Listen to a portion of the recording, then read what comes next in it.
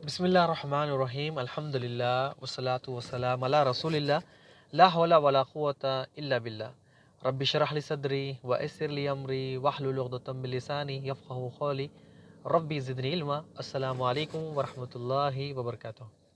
इज़्ज़तदार बहनें, इज़्ज़तदार भाई, प्यारे बच्चों, आप सबका वेलकम है, इस्तक़बाल है इस हमारे नमाज के मसाइल क्लास नंबर 50 में।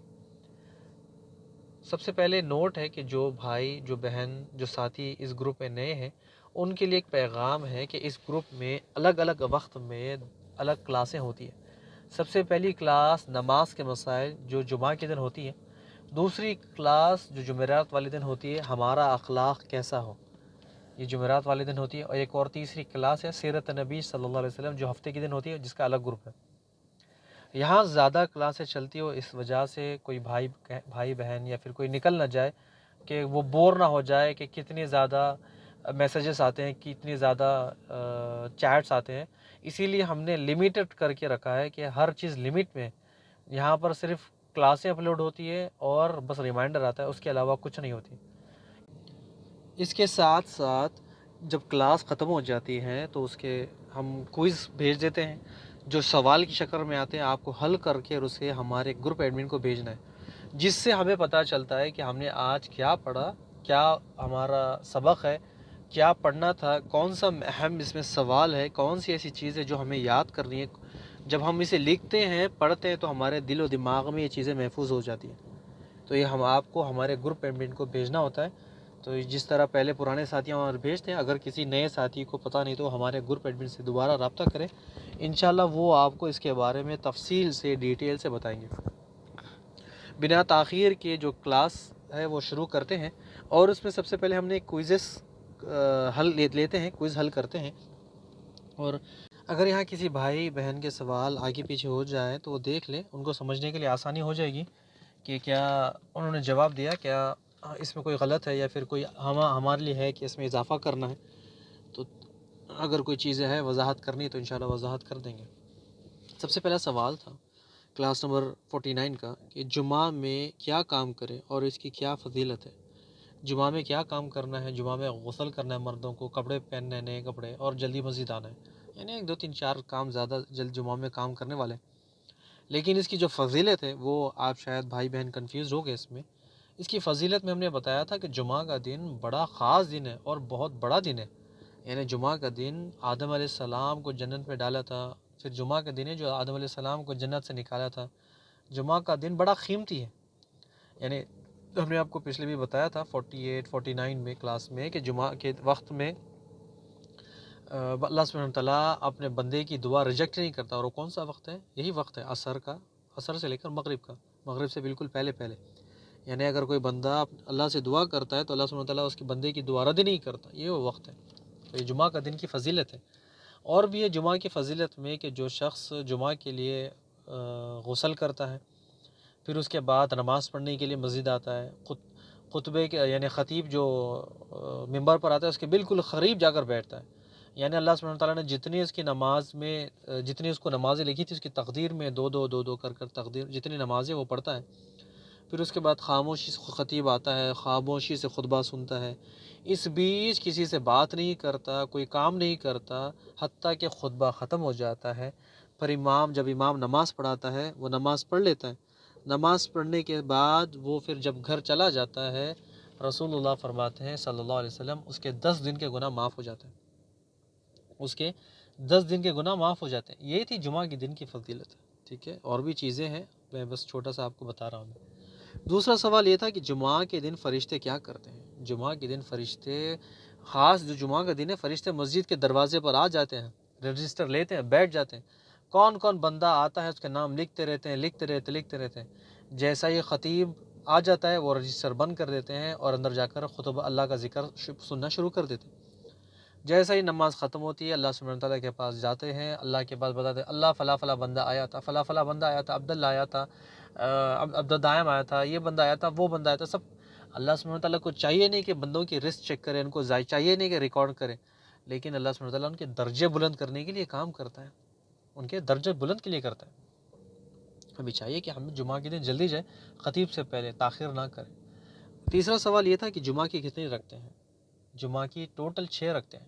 رسول اللہ صلی اللہ علیہ وسلم آتے، خطبہ دیتے، دو نماز پڑھاتے 2 رکعت، پھر اس کے بعد 2 رکعتیں سنت پڑھتے، اس کے بعد گھر جا کر 2 رکعتیں پڑھتے۔ عائشہ رضی اللہ تعالیٰ عنہ کی وہ حدیث ہے، جب رسول اللہ صلی اللہ علیہ وسلم جمعہ کی نماز پڑھا کر آتے تو گھر میں 2 رکعت سنت پڑھتے۔ اب آپ دیکھ لیں کہ جو لوگ جمعہ نہیں پڑھتے تو پھر وہ ظہر پڑھیں، لیکن ظہر چھوڑ کر جمعہ پڑھنے کے بعد بھی پھر بھی 10 رکھتے ہیں سنت، 12 رکھتے پڑھتے ہیں، تو پھر کہاں سے انہیں اجر ملے گا اس کا؟ یعنی جو اللہ رسول اللہ نے کیا وہ ہمیں کرنا ہے۔ ٹھیک ہے، اگلا سوال آتا ہے کہ چوتھا سوال کہ خطبے کے دوران بات چیت کرنا کہتا ہے کہ خطبے کے دوران بات چیت کرنے سے جو اجر ہے وہ جمعہ کا وہ ضائع ہو جاتا ہے۔ 5واں سوال وہ کیا کام ہے جسے کرنے سے جمعہ کا اجر ضائع ہو جاتا ہے؟ ناخن کترنا، کھیلنا کپڑوں کے بٹن سے، یا پھر کپڑے اوپر نیچے کرنا، جو کنکر سے، یا میٹ ہے میٹ سے کھیلنا، یا بچوں کو یہ بھی کہنا کہ بچوں تم اپنی جگہ پہ بیٹھو، خاموش رہو، جمعہ کا اجر ضائع ہو جاتا ہے۔ فیس بک دیکھنا، انسٹاگرام دیکھنا، خطبے کے دوران یہ تمام حرکات کرنا جس سے جمعہ کا جو اجر ہے وہ ضائع ہو جاتا ہے۔ 6واں سوال یہ تھا جس نے 3 جمعہ چھوڑ دیا اس کے لیے کیا ہے؟ اس کے دل پر اللہ سبحانہ وتعالیٰ ایک سیاہ دھبا، کالا دھبا لگا دیتا ہے، یعنی 3 جمعہ لگاتار نمازیں چھوڑنا اس کا دل کالا ہو گیا۔ 7واں سوال یہ تھا کیا ہم اپنے بچوں کو جمعہ آنے سے پہلے کی یاد دلائیں، اور جمعہ میں کیا کام کرنے والے ہیں؟ تو ہمارے بچوں کو ہم جمعہ جانے سے پہلے تیاری کریں، یا جمعہ کے دن ان کو تیاری کر کے بتائے کہ بچوں یہ آپ کے بیگ میں کپڑے ہیں، جمعہ کی نماز کے لیے آپ جائیں، اسکول سے آپ کو چھوڑتے ہیں۔ یا نہیں تو کچھ اسکول ایسے ہیں کہ جمعہ کی نماز سے پہلے چھٹی ہو جاتی ہے، تو پھر ہمیں چاہیے کہ ہم بچوں کو اس بات کی ترغیب دیں، ان کو یاد دلائیں کہ جمعہ کا دن خاص ہے، جمعہ کا دن بڑا قیمتی ہے، تو ہمیں ان کو یاد دلانا ہے کہ جمعہ کا دن بڑا قیمتی ہے، اس کو ضائع نہ کریں، اس کو چھوڑے نہیں، تاکہ پھر جب ہم وہ بڑے ہوں ان کے دل میں محبت ہو، اس کا ایک انتظام کرے، ان کے دل میں خوف بھی ہو کہ جمعہ کے دن چھوڑنا کتنا بڑا گناہ ہے۔ یہ سب کچھ اگر بچپن سے ڈالیں گے تو پتہ چلے گا، ورنہ پھر جب خود ہم نہیں پڑھیں گے تو پھر ان کو عادت نہیں پڑے گی، تو پھر ہمارے لیے بھی عذاب ہے، جو ہم ان کو نہیں سکھائیں گے ہمارے لیے گناہ کا سبب ہے۔ بنا تاخیر کے ہم کلاس نمبر 50 شروع کرتے ہیں۔ اس میں سب سے پہلے ہم نمازوں کے بارے میں جانتے ہیں کہ کچھ نمازیں ہیں۔ نماز وطر، یعنی وطر کی نماز آپ سبھی جانتے ہیں، اس کے پہلے بھی ہم نے پڑھا ہے، لیکن پھر بھی یہاں پر تھوڑا سا انشاءاللہ ڈیٹیل میں پڑھ لیں گے۔ وطر کی نماز عشاء کا حصہ نہیں ہے، یہ رات کی نماز ہے، ٹھیک ہے؟ وطر کی نماز عشاء کا حصہ نہیں ہے، یہ رات کی نماز ہے۔ اس وقت جب اگر آپ کو عشاء کے وقت پڑھ لے تو ٹھیک ہے، اگر نہیں تو پھر اللہ سبحانہ وتعالیٰ نے ہمیں حکم دیا کہ اس کا وقت کہ عشاء کی نماز کے بعد سے لے کر طلوع فجر تک ہے، یعنی فجر کی نماز سے پہلے تک اس کا وقت ہے۔ اگر ہمیں ڈر ہے کہ رات میں نیند لگ جائے، آنکھ نہ کھلے، تھکے ہیں، تو آپ عشاء کے بعد پڑھ لیں، 10 بجے پڑھ لیں، 11 بجے پڑھ لیں، جیسا آپ کے لیے مناسب وقت ہو جب پڑھ لیں، لیکن افضل بہتر ہے کہ رات کے آخری حصے میں پڑھنا اچھا ہے۔ یعنی وہ آپ نے سنا ہوگا کہ اللہ سبحانہ وتعالیٰ آدھی رات میں، یعنی فجر سے پہلے آسمانی دنیا پر آتا ہے، اپنے بندوں سے سوال کرتا ہے کون ہے میرا بندہ جسے مال چاہیے، کون ہے میرا بندہ جسے اولاد چاہیے، کون ہے میرا بندہ جسے خوشی چاہیے، کون ہے میرا بندہ جسے جنت چاہیے، کون ہے میرا بندہ جسے سکون چاہیے، صحت چاہیے، مانگے میں اسے دوں گا۔ پھر اللہ سبحانہ وتعالیٰ ایک اور آوازیں لگاتے رہتا ہے کون ہے میرا بندہ جسے جہنم سے آزادی چاہیے، کون ہے میرا بندہ بیمار اس کو شفا چاہیے، کون ہے میرا بندہ جو تکلیف میں اس کی تکلیف کو دور کرنا ہے، کون ہے میرا بندہ بے اولاد پریشان، میں اسے اولاد بھی دوں گا، اس کی پریشانی بھی دور کروں گا، بس مجھ سے مانگے۔ تو یہ بہترین، یہ اچھا وقت ہے، افضل وقت ہے کہ ہم وطر کو آدھی رات میں جا کر پڑھے، جہاں پر اللہ سبحانہ وتعالیٰ آسمانی دنیا پر آتا ہے۔ کیسا آتا ہے؟ لیسا کمثلہ شیء، اس کی کوئی مثال نہیں، کہ وہ آتا ہے اپنے بندوں سے سوال کرتا ہے، کیسا آتا ہے کیسا ہے وہ اللہ ہی جانتا ہے۔ ہمارے لیے یہ ہے کہ ہم بس دعا کریں۔ ایسے ہی ایک اور نماز ہے، نماز تہجد۔ رسول اللہ صلی اللہ علیہ وسلم فرماتے ہیں فرض نماز کے بعد جو افضل ترین نماز ہے وہ تہجد کی نماز ہے، ٹھیک ہے؟ فرض نماز کے بعد جو افضل ترین نماز ہے وہ تہجد کی نماز ہے۔ ہمیں چاہیے کہ ہم نماز کا اہتمام کریں۔ ایسے ہی ایک اور نماز ہے، نماز تراویح قیام اللیل، ٹھیک ہے؟ یہ تمام نمازیں ایک ہی ہے، یعنی وطر کی نماز، تہجد کی نماز، تراویح کی نماز، قیام اللیل کی نماز یا رات کی نماز، ٹھیک ہے، یہ تمام نمازیں ایک ہی ہے، بس الگ الگ وقت میں پڑھنے کی وجہ سے ان کے نام بدل جاتے ہیں۔ اور سب سے پہلے یہ جان لیں کہ عائشہ رضی اللہ عنہ کی وہ بڑی مشہور احادیث ہے کہ رمضان ہو یا غیر رمضان ہو، رسول اللہ صلی اللہ علیہ وسلم 11 رکعتیں نماز پڑھتے۔ اگر کوئی 11 رکعتیں پڑھتا ہے تو 11 رکعتیں پڑھے، کوئی اگر 20 پڑھنا چاہتا ہے تو 20 پڑھے، کوئی اگر زیادہ پڑھنا چاہتا ہے تو زیادہ پڑھے، کوئی حرج نہیں۔ 11 پڑھنے کا طریقہ بھی میں بتا دوں کہ کس طرح سے وہ دو دو دو دو دو کر پڑھے گا، آخری میں ایک رکعت پڑھ لے گا وتر، اس کے لیے کافی ہو جائے گا۔ اگر کوئی چاہتا ہے کہ میں 20 پڑھوں تو دو دو دو دو کر پڑھے، آخری میں ایک رکعت پڑھے، تو یہ اس کی وتر کی نماز ہوگی۔ ٹھیک ہے، تو یہ ہمارے لیے ضروری ہے کہ ہم اس کو دو دو کر کے پڑھیں، اب یہ افضل ہے۔ اگر کوئی 11 رکعتیں پڑھتا ہے تو 11 رکعتیں پڑھے، کوئی زیادہ پڑھتا ہے تو کوئی زیادہ پڑھے، اس میں کوئی حرج نہیں ہے۔ لیکن ہم نے آپ کو بتا دیا رسول اللہ صلی اللہ علیہ وسلم کی حدیث، رمضان ہو یا غیر رمضان ہو، آپ صلی اللہ علیہ وسلم 11 رکعتیں پڑھتے ہیں۔ ٹھیک ہے، اور اگر کوئی عشاء کی نماز کے بعد پڑھ لیتا ہے تو اسے تراویح پڑھتے ہیں، تراویح کہتے ہیں۔ اگر کوئی 12 بجے 1 بجے پڑھتا ہے تو اس کو قیام اللیل، رات کی نماز کہتے ہیں۔ اور اگر کوئی رات میں 2 بجے 3 بجے یا 4 بجے پڑھتا ہے تو اسے تہجد کہتے ہیں۔ یعنی آپ کے وقت کے حساب سے نمازوں کا نام بدلتا ہے، لیکن یہ ایک ہی نماز ہے۔ الگ الگ نمازیں الگ الگ وقت ہے، لیکن نماز ایک ہی ہے، بس اس کا ٹائم کے حساب سے نام چینج ہوتا ہے۔ ٹھیک ہے، تو جتنی آپ کے پاس طاقت ہو آپ اتنے رکھتے پڑے، اس میں کوئی حرج نہیں ہے۔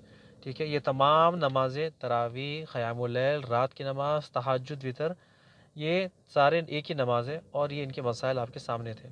اسے پڑھنے کا طریقہ بھی کہ دو دو دو دو کر پڑھے آپ، اور آخری میں ایک وتر پڑھ لے، یہ بالکل آسان ہے۔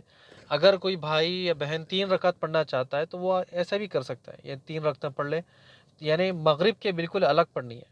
کس طرح سے؟ وہ 2 رکعتیں پڑھ لے، سلام پھیر لے، پھر 1 رکعت کے لیے اٹھے، پھر سورہ فاتحہ، رکوع، سجدہ کرے، سلام پھیرے، یہ 3 رکعتیں۔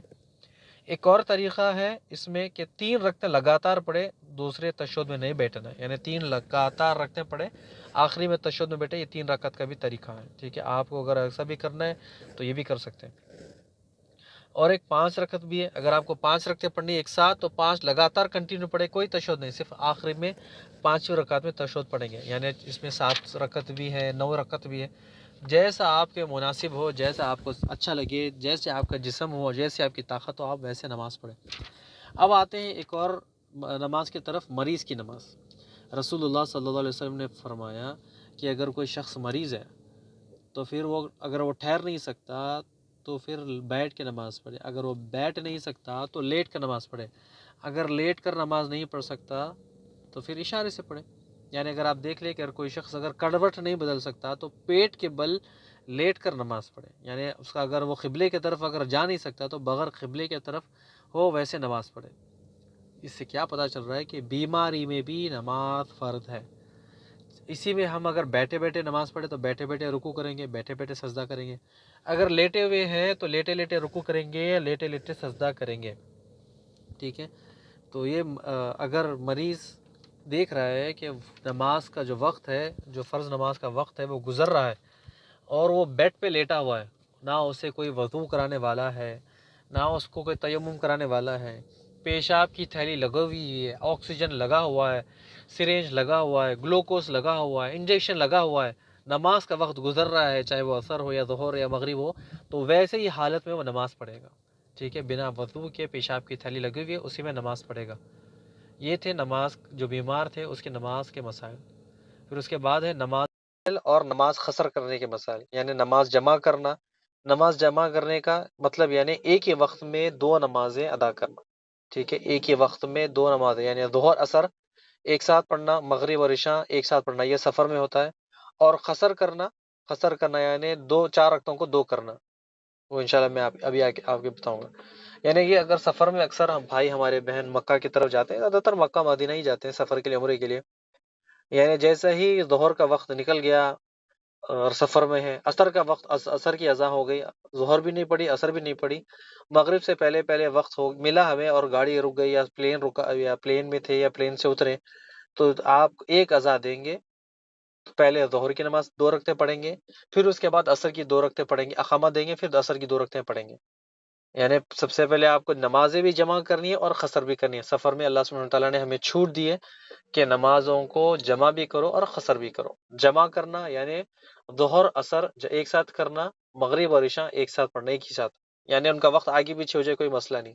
اور پھر قصر کرنا یعنی ظہر کی 4 ہے اس کو 2 کرنا، عصر کی 4 ہے اس کو 2 کرنا، عشاء کی 4 ہے اسے 2 کرنا۔ یعنی سفر میں ہو، اللہ سبحانہ تعالیٰ نے ہمیں اجازت دی، حکم دیا کہ 4 کے بجائے 2 کرو یا قصر کرو۔ امید ہے سمجھ میں آ گیا ہوگا کہ جب ہم عمرے کے لیے جاتے ہیں، سفر کے لیے جاتے ہیں، لندن، امریکہ، دبئی، کہیں پر بھی جاتے ہیں، تو ہم جب سفر پر ہے تو پھر بس سے ٹریول کر رہے ہیں یا پھر ہم پلین سے کر رہے ہیں، تو ظہر اور عصر دونوں ایک ساتھ ملا کر پڑھیں گے۔ یعنی ظہر کے وقت میں ظہر اثر پڑھ لے، پہلے پڑھ لے، اثر سے پہلے پہلے پڑھ سکتے ہیں، یا پھر اثر کی نماز پڑھنے کے وقت میں پہلے ظہر پڑھے پھر اثر پڑھے، یعنی یہ اس کو کہتے ہیں جمع کرنا۔ اور قصر کرنا یعنی قصر کرنا 4 رکعتوں کی بجائے 2 پڑھنا۔ مغرب اور فجر ایسے رہے گی، باقی کے ظہر، عصر، عشاء ہم 4 کے بدل 2 پڑھیں گے۔ اب نماز جمع ایک اور جگہ ہوتی ہے بارش کی جگہ، یعنی بارش اگر ہوتی ہے، زیادہ طوفان ہوتا ہے، مسجد آنے کا راستہ نہیں، کیچڑ ہے، پانی بھرا بھرا بھرا پڑا ہے، تو یہاں پر بھی نماز جمع ہوگی۔ ظہر عصر کے ساتھ جمع ہو جائے گی، اور مغرب عشاء کے ساتھ جمع ہو جائے گی۔ تو یہ تھا ہمارے نماز جمع کرنے کا طریقہ کہ ظہر کی نماز عصر میں پڑھ لے، عصر کی نماز ظہر میں جا کر پڑھے، یہ آپ کے لیے، اور قصر کرنے کا یعنی 4 کے بجائے 2 پڑھے۔ یہ اللہ سبحانہ تعالیٰ کی طرف سے ہمارے لیے ہمیں حکم دیا، اجازت ملی، تو ہمیں یہ کرنا چاہیے۔ اب یہ ہے کہ یہ بارش کا میں نے بتا دیا کہ بارش میں بھی نمازیں جمع ہو سکتی ہے۔ اب ایک مسئلہ آتا، پڑھتے ہیں ہم عید کی نماز کے مسائل۔ اسلام میں صرف 2 عیدیں ہیں، عید الفطر اور عید الاضحیٰ۔ ان دونوں عیدوں میں نماز ہے، یعنی عید کی جو نماز ہے مردوں پر فرض عین ہے، یعنی پڑھنا ہی پڑھنا ہے، باہر نکلنا ہی نکلنا ہے۔ رسول اللہ صلی اللہ علیہ وسلم نے عورتوں کو بھی حکم دیا کہ اگر حیض والی عورتیں بھی ہیں وہ بھی اپنے گھروں سے نکلے اور عیدگاہ میں آئے، حتیٰ کہ دعا میں ہمارے ساتھ شامل ہو۔ ٹھیک ہے، عید کی نماز میں عورتوں کے اوپر فرض نہیں ہے، لیکن اللہ کے رسول نے حکم دیا کہ عورتیں بھی، اگر حیضہ عورتیں بھی ہے تو وہ بھی عیدگاہ کی طرف آئے، نماز تو نہیں پڑھے لیکن دعا میں شامل ہو۔ اب عید کی نماز کا طریقہ میں بالکل، ابھی آنے والی بھی عید ہے، میں بتا دوں کہ بالکل آسان ہے، نہ اس کی کوئی اقامت ہے نہ کوئی اس کی اذا ہے، صرف 2 رکعتیں پڑھنی ہے، نہ اس سے پہلے کوئی سنت ہے نہ اس کے بعد کوئی سنتیں ہیں۔ عید کی نماز کی 2 رکعتیں ہیں، نہ کوئی اذا ہے نہ کوئی اقامت ہے، صرف 2 رکعتیں پڑھنی ہے، ٹھیک ہے، اور نہ اس کی کوئی پہلے سنت ہے نہ کوئی بعد میں سنت ہے۔ عید کی نماز کے لیے جب آتے ہیں، امام اللہ اکبر کہتا ہے تو ہم بھی اللہ اکبر 7 تکبیرات کریں گے، ٹھیک ہے۔ پہلی رکعت میں امام 6 بار اللہ اکبر کہے گا، 7ویں بار اللہ اکبر کہہ کے ہاتھ باندھ لے گا، پھر سورہ فاتحہ پھر اور کوئی بھی سورت پڑھے گا، پھر اس کے بعد رکوع سجدہ کرے گا، پھر اس کے بعد دوسری رکعت میں جائے گا، دوسری رکعت میں 5 تکبیرات کرے گا امام۔ یعنی پہلی رکعت میں نے آپ کو بتا دیا کہ پہلے رکعت میں امام 7 تکبیرات کرے گا، 7 تکبیرات کہے گا، یعنی 6 پہلے کہے گا، 7ویں میں آپ کو اللہ اکبر کہہ کے ہاتھ باندھنا ہے، تلاوت، رکوع، سجدہ۔ جیسے ہی دوسری رکعت کے لیے امام اٹھے گا تو پھر اللہ اکبر کہہ کے 5 بار اللہ اکبر کہے گا، یعنی 4 بار اللہ اکبر کہے گا اور 5ویں بار میں ہاتھ باندھ لے گا، تلاوت، رکوع، سجدہ، سلام، ختم۔ یہ عید کی نماز کا طریقہ تھا، یہ عید کی نماز بالکل آسان ہے۔ اب عید کی نماز میں تکبیر کبھی کوئی کہیں پر زیادہ ہے کہیں پر کم ہے، تو آپ جو نماز پڑھے وہ امام کے ساتھ پڑھے، انشاءاللہ یہ آسان ہے۔ عید کی نماز کے لیے جب جاتے ہیں تو تکبیر کہنا بلند آواز سے مردوں کے لیے ہے کہ اللہ اکبر، اللہ اکبر، لا یعنی تکبیر کہنا ہے۔ پھر عید کی نماز کا خطبہ سننا بہتر ہے، ٹھیک ہے، یہ سنت ہے، اگر آپ جانا چاہے تو جائے، نہ یہ کوئی فرض ہے نہ کوئی واجب ہے، لیکن اگر سننا چاہے تو سن لے، لیکن آپ یہ نہ کریں کہ اگر آپ پتہ چل گیا کہ ہاں سننا فرض نہیں ہے، ہاں واجب نہیں ہے، فرض نہیں ہے، تو یعنی چھوڑ کے نکل گئے، لیکن امام آیا ہے کچھ آپ کو سنانے کے لیے، وعظ و نصیحت کے لیے، تو زیادہ سے زیادہ 10-15 منٹ آپ کو سنائے گا، اس کے بعد چلا جائے گا، تو ہمارے لیے ضروری ہے کہ ہم سن لیں، بیٹھ جائیں، لیکن یہ فرض نہیں ہے، واجب نہیں ہے، ٹھیک ہے۔ اب ایک اور نماز استسقاء، یعنی بارش کی نماز۔ بارش میں ایک نماز ہوتی ہے خاص، جا کر نماز ویران جگہ پر نماز پڑھتے ہیں، اللہ سے ہاتھ اٹھا کر دعائیں کرتے ہیں، آپ نے بھی کیا تھا، تو بارش کے لیے اللہ سے دعا کرنا، اس نماز کا نام ہے استسقاء۔ ایک اور نماز ہے نماز خوف. نماز خوف اور سفر و حضر میں ہوتی ہے. یعنی نماز خوف ہوتی ہے زیادہ تر اگر جیسے جنگ میں ہے. یعنی رسول اللہ صلی اللہ علیہ وسلم نماز جنگ میں تھے، نماز پڑھے تھے. یعنی گھوڑے پر بیٹھ کر لڑ رہے ہیں اور نماز پڑھے، تلوار کا مقابلہ کر رہے ہیں، تیر چلا رہے ہیں نماز پڑھتے ہوئے. یعنی جنگ کے دوران نماز پڑھ رہے ہیں. یعنی یہاں پر بھی دیکھیں جو نماز خوف ہے، اس حالات میں بھی، اس ماحول میں بھی نماز فرض ہے. اس کا کبھی موقع ملا تو اس کے نماز خوف کے بارے میں انشاءاللہ اس کا طریقہ سیکھیں گے، جانیں گے انشاءاللہ. لیکن یہ نماز خوف پڑھنے کا مقصد، سنانے کا مقصد یہ ہے کہ ہر حالت میں نماز فرض ہے، چاہے بیمار ہو یا صحت ہو، خوف میں ہو یا سفر میں ہو، ہمارے اوپر نماز فرض ہے. نماز خسوف اور خسوف، یعنی یہ دو نماز کا نام ہے. خسوف اور خسوف سورج گرہن اور چاند گرہن کے ٹائم پر ہم نماز پڑھتے ہیں، یہ نماز ہے. ٹھیک ہے، یہ دو نمازیں ہیں کہ سورج گرہن اور چاند گرہن کے وقت میں. لیکن اکثر ہمارے پاس، ہمارے عورتوں میں بہت بڑی غلط فہمی ہے کہ جب سورج کو گرہن لگتا ہے، چاند کو گرہن لگتا ہے، تو وہ کہتے ہیں کہ جو حاملہ عورتیں ہیں وہ اپنی بستر سے نہ اٹھے، ورنہ جو بچہ ہے وہ کیا جو بچے کے ہاتھ پاؤں نہیں نکلیں گے، یا پھر وہ ٹیڑھا ہو جائے گا، یا پھر اس کو کوئی مسئلہ پیدا ہو جائے گا، یا ایب نارمل بنے گا، یا کچھ اسپیشل چائلڈ بن جائے گا. یہ بالکل غلط ہے. جو نماز ہے، نماز خسوف اور خسوف، یہ سورج گرہن اور چاند گرہن کے لیے، یہ اللہ سبحانہ وتعالیٰ کی طرف سے ایک نشانی ہے. ہمیں چاہیے کہ اس میں نماز پڑھے، اللہ کا ذکر کرے، قرآن پڑھے، تلاوت کرے، استغفار کرے، جو کام کر سکتے آپ کرے. لیکن یہ نہیں کہ بستر پر لیٹ جائے، یہ بالکل غلط ہے. اور یہ ہمارے نانی دادی کے قصے کہانیاں ہیں، یہ سارے کے سارے جھوٹ ہیں. کوئی اس میں سچائی نہیں ہے، نہ کوئی قرآن میں اس کی دلیل ہے، نہ کوئی حدیث میں ہے کہ جو حاملہ عورت ہے وہ اپنے بستر پر لیٹے جب تک گرہن ختم نہ ہو. 3 گھنٹے 4 گھنٹے وہ بستر میں لیٹے، یہ ایک ظلم ہے ان کے اوپر. اور جو کرتے ہیں یہ گناہ کرتے ہیں، ان کے اوپر ظلم کرتے ہیں. اس کے بعد ایک آتی ہے نماز استخارہ. یہ نماز استخارہ اللہ سبحانہ تعالیٰ کی طرف سے، اللہ سبحانہ تعالیٰ سے ایک مشورہ طلب کرنا. یعنی ہم اسے کوئی کام کرنا چاہتے ہیں اور ہمیں پتہ ہی نہیں کہ یہ کام بہتر ہے یا اچھا ہے، یا کوئی اس میں شر ہے. اگر شر ہے تو پھر کیسا کریں؟ تو اس میں ہم اللہ سے سوال کرتے ہیں، اللہ سبحانہ تعالیٰ میں تجھ سے سوال کرتا ہوں، میں یہ کام کرنے والا ہوں، نکاح کرنے والا ہوں، یہ بزنس کرنے والا ہوں، اگر اس میں بہتری ہے تو تو اسے پورا کر، اگر اس میں کوئی شر ہے تو اس سے مجھ سے دور کر دے. لیکن آپ زیادہ جانتے ہیں کہ اس نماز استخارہ کو زیادہ تر نکاح سے پہلے کرتے ہیں. چاہے اس کا طریقہ بھی میں پہلے بتا دوں، اس کے بعد اس پہ ڈسکس کرتے ہیں کہ نماز استخارہ کا طریقہ کہ 2 رکعتیں نفل پڑھنی ہے. وضو کر لے، 2 رکعتیں کوئی بھی وقت، یعنی جو وقت آپ کو ملے وہ وقت میں 2 رکعتیں پڑھنی ہے. سورہ فاتحہ، پھر کوئی بھی آیتیں، رکوع سجدہ، دونوں رکعت ہو جائے. تشہد میں بیٹھے درود ابراہیم، اس کے بعد کوئی دعائیں، پھر ہی استخارہ کی دعا پڑھنی ہے. اس کے بعد سلام پھیرنی ہے، یا پھر سلام پھیرنے کے بعد بھی پھر یہ دعا کر سکتے. دونوں طرح سے جائز ہے. اگر آپ دعا یاد نہیں تو فون میں دیکھ کر، پیپر میں دیکھ کر بھی پڑھ سکتے ہیں. اگر استخارہ کی نماز ایک بار پڑھی، 2 بار پڑھی، 3 بار پڑھی، بار بار پڑھی تو کوئی حرج نہیں ہے. اور استخارہ کی جو نماز ہے وہ خود ہی کرنی ہے، ہمیں خود پڑھنا ہے.